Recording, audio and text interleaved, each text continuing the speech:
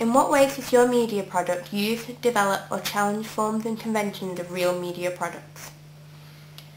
In many ways, our media product is both similar and different from the thrillers we analysed, as we used our analyses to help us develop our ideas for our own style. For example, we used a linear narrative, as did the thrillers we analysed, because we decided it would be easier to portray our narrative in this way. Otherwise, choosing a non-linear or circular narrative may be confusing for our audience and more difficult for us to show. Our thriller is similar to the others that we analysed in that we use concealment and protraction in order to demonstrate tension and to create audience interest. We conceal the identity of the thriller and use protraction in that we delay the hero discovering where the victim is being held. Throughout the sequence we assume that he's running towards where she's being held, but as he bursts into the empty room we understand that he hasn't found her.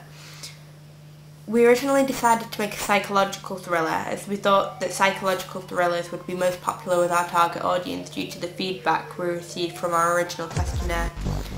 However, we also wanted to create something fast-paced, although this would usually fall under the action genre. In creating our thriller, we tried to incorporate elements of both subgenres. We incorporated action in that we had our hero running through the streets, and psychological in that we used CCTV style footage to imply that the killer is watching the victim and controlling the hero through this. We tried to follow as many codes and conventions of thrillers as we could, particularly the Transform City convention, as this was simple to include within our narrative. Mazes and Labyrinths convention was another that we thought would fit well into our thriller. Our hero would literally be running through the streets trying to find his daughter, and figuratively it would fit into the narrative of our film, as throughout the plot the characters uncover twists and dead ends in their search to find the girl. We used heroic romance in that an ordinary person, our protagonist, must adapt to extraordinary circumstances in order to find his daughter. We chose to show some shots of the killer entering the building at the beginning of our thriller, which is not something most of the other thrillers did.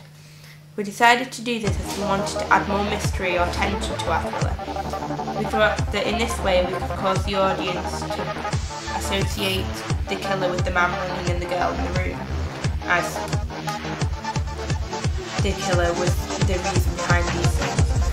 We did, however, choose to follow the convention of having a male killer rather than a female. We decided this as it was more traditional in a thriller for a male killer, and we chose to conform to the expectations of our target audience.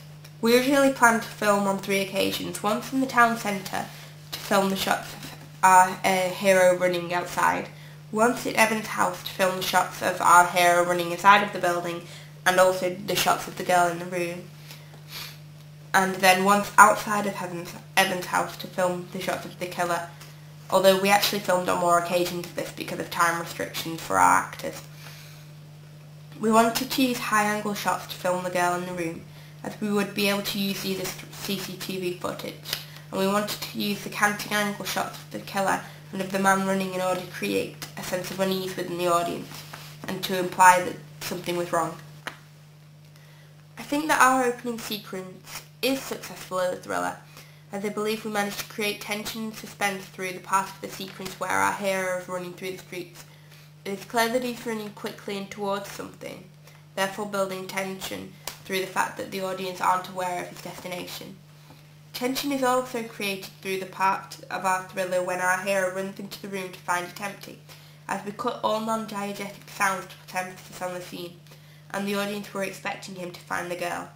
This is one of the ways we've used the convention of concealment and protection to good effect, as we delayed the expected action, which was that the girl would be in the room.